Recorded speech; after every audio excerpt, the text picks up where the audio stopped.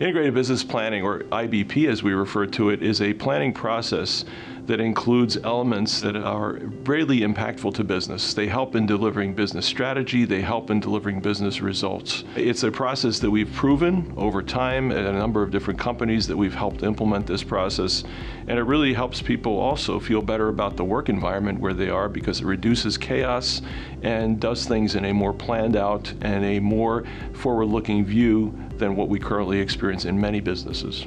The reason that we are teaching integrated business planning is because we are actually the ones who invented it. We authored this process. We named the process. We wrote the first book on sales and operations planning.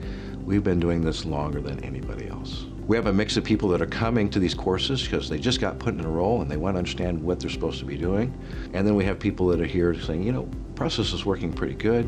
I'm coming here for just new ideas and trying to understand how we might be able to keep the process alive and shore it up and improve it even more.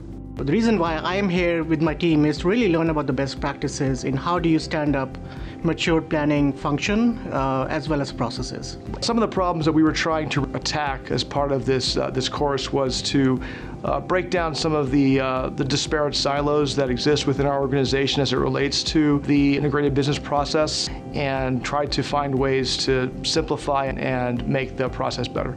My biggest takeaway is that we've got to focus on unconstrained demand forecasting. We've got to focus on providing the upside, the downside, and the financial implications of those two.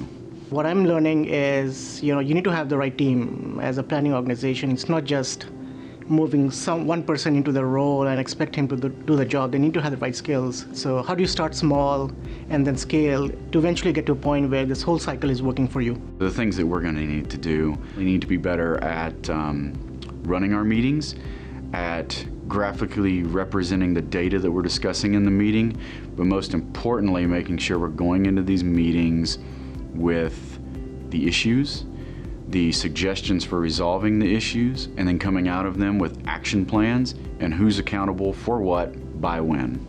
People were asking questions, people were challenging, and people were also learning from each other because they're sharing experiences that they've had in terms of what works and what doesn't. That makes for a really great and satisfying experience for the instructors and hopefully as well for the people that participate in the class because we're learning from each other. I like to make a difference. I love the teaching role. It gives me just a lot of energy and fulfillment to interact with people, help them with their questions, and try and guide them to ultimately put in place a process that's going to help the business.